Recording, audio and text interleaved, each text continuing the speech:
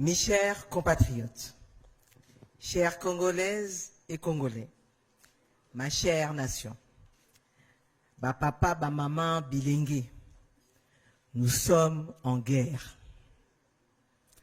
Notre mère patrie est menacée. Notre voisin, le Rwanda, et ses supplétifs du M23, AFC, ont décidé d'un plan de destruction de notre nation en menant une guerre meurtrière sur notre territoire.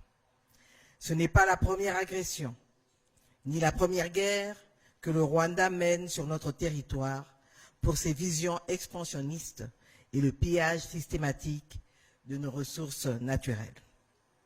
Dans leur aventure meurtrière, ils tuent consciemment des milliers d'innocents, détruisent des vies de femmes qu'ils violent, bombardent des écoles et hôpitaux, tout ce qui peut contribuer à la construction de l'avenir de notre pays.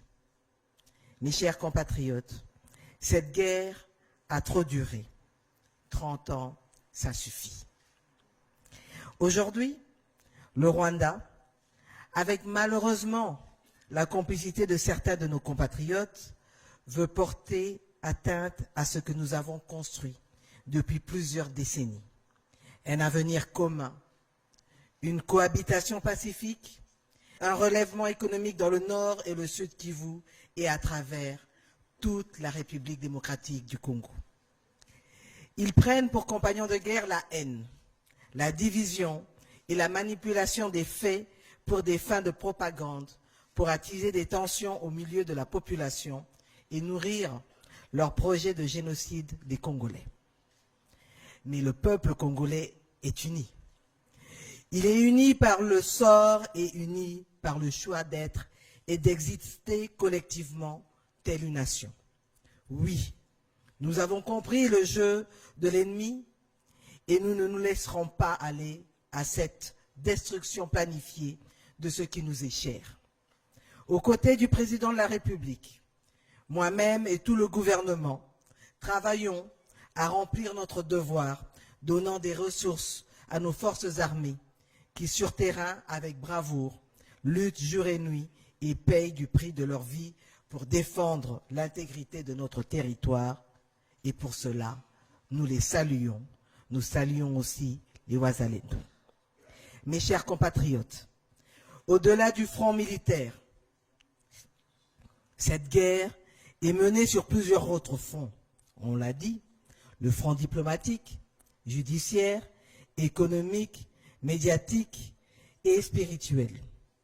Mais le plus important est porté par vous, le peuple congolais, le Front populaire. Il est fondamental de donner à cette guerre la force de notre unité, celle où chaque Congolais se mobilise de toutes parts, à la hauteur de sa capacité et de ses moyens pour défendre notre nation. Notre destinée en dépend. C'est pourquoi, dans la suite des actions portées par le président de la République, et comme nous l'impose notre hymne national, le debout congolais, nous vous invitons, Congolaises et Congolais, du Congo central, du Haut-Katanga, du Lualaba, Olomami, les Congolais de la Tchouapa, de l'Équateur, de Kinshasa, du nord et du sud du Bangui, du Bas et Haut-Ouélé, Congolais du Maniema, du sud et du nord Kivu, du Kasaï oriental et central, du Sankuru, de la Lomami et du Tanganyika, Congolais de la Tchopo, du Olomami, de l'Ituri, du Kwilu, du Kwango, du Maïndombe et de la Mongala.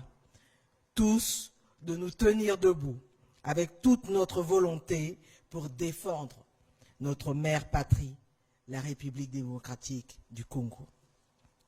Batoto ya Congo, tushimame. Totelema po eza likambo ya mabele. Eza likambo ya mabele et eza eloko mususu te. Ainsi, levons-nous pour défendre notre unité, pour défendre notre dignité. Levons-nous pour défendre notre diversité et levons-nous pour défendre notre avenir. Encore une fois, nalobi yango, eza likambo ya mabele ya eloko mususu te, Congolais totelema. Je vous remercie. Merci, Madame la Première ministre.